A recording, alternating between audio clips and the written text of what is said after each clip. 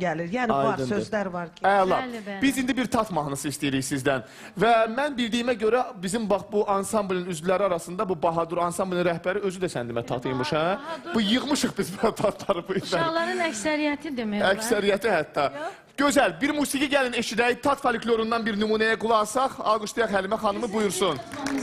Buyurun. Yəni, tat qızı. Bunun sözləri və musiqisi Salih müəllim, İbrahim Məlikova aiddir. Həm özü bəstəkar və şairimiz. Buyurun.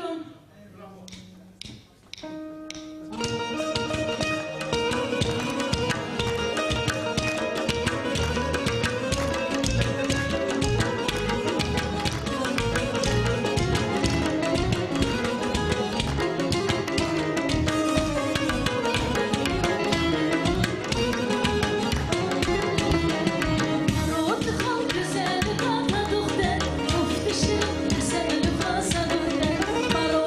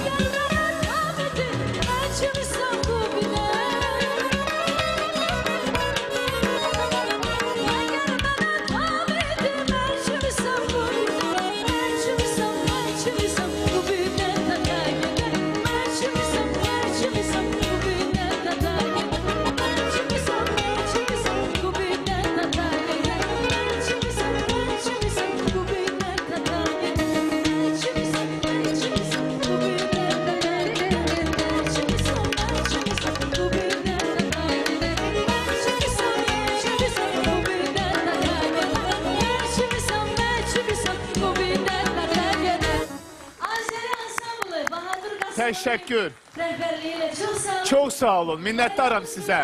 Sizinlə bahəm. Televiziyanın əməkdaşlarına Salim müəllim sizə. Çox sağ olun. Bayramınız bir daha mübarək. Çox sağ olun. Həlimə xanım, buyurun əyləşin. Çox gözəl bir ifa idi. Minnətdarlığımı bildirirəm. Verin mikrofonu mənə. Aha, minnətdaram və tat musiqisindən biz gözəl bir nümunə eşitdik və yaxşı da ifa elədi Həlimə xanım, lazımdır. Yaxşı demək, gözəl bir ifa idi və